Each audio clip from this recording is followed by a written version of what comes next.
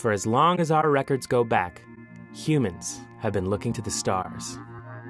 We've used them to navigate, to track weather and tides, and to tell the stories of who we are and where we come from. Here in East Arnhem Land, that connection to the night sky has been passed down for generations. And now it's being carried into the future, propelled by rocket fuel. We're here in Australia, and we're going to launch some rockets. We're following 2 NASA rocket missions as they try to understand how stars make the planets around them suitable for life. I'm Miles Hatfield, and in this episode, we're talking about living with the stars. The rocket range may be new, but for the people of East Arnhem Land, an interest in the night sky is about as far from new as you can get. This is the traditional home of the Yolngu people, one of the oldest cultures on Earth. As owners of the land and partners in establishing the new Arnhem Space Center, they're enriching cutting-edge space research with thousands of years of tradition connecting them to the night sky. As the NASA crew arrived in Australia, we met Jawa Yunupingu, elder in the Gumatj clan, one of the 13 clans comprising the Yolngu nation. Jawa is also chairman of the Gumatj Corporation, which represents the interests of the Gumatj people in political and economic affairs. He invited us back to Gumatj Corporation headquarters, where we spoke with him and Klaus Helms to learn more about his clan and their long history with the stars. We talk about the stars and how important they are to the Yolngu people culturally. You know, instead of compasses, we followed the stars to get to wherever we wanted to get to. One of the stories Jawa told us was about a prominent cluster of stars known to Westerners as the Pleiades. Cultures all over the world have stories about the Pleiades, which are often portrayed as siblings. The Gumatj story tells of 7 sisters who rowed across the sky in a large canoe. The Gumatj refer to them as Julpan, the Yolngu word for canoe. I think this is kind of the Milky Way, where the stars are. Yeah.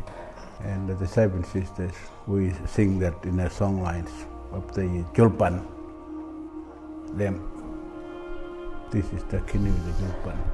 According to the story we were told, the 7 sisters fish and gather food until they reach their home beyond the horizon, where they cook it. The Yolngu say they can sometimes see the smoke from their fires from beyond the horizon. In the stories, they look down and look up at the country as well as the people that they were once. Learning these stories was a critical part of Jawa's upbringing and a tradition he hopes to uphold for the next generation. Whether it's from a painting like this, whether it's stories that were handed down from generation, because that's how it happened back in the days. Everything was passed on.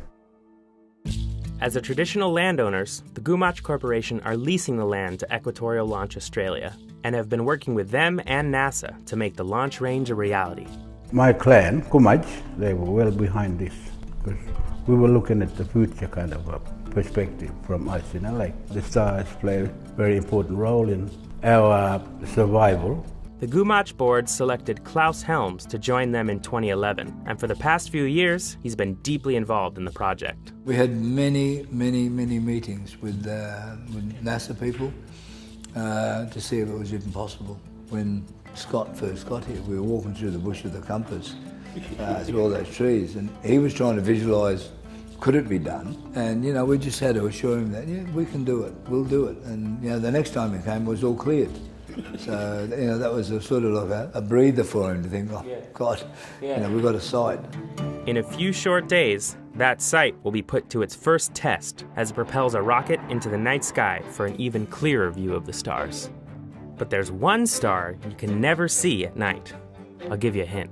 Today, it continues to grow our food, light our way, and keep us warm. That's not food.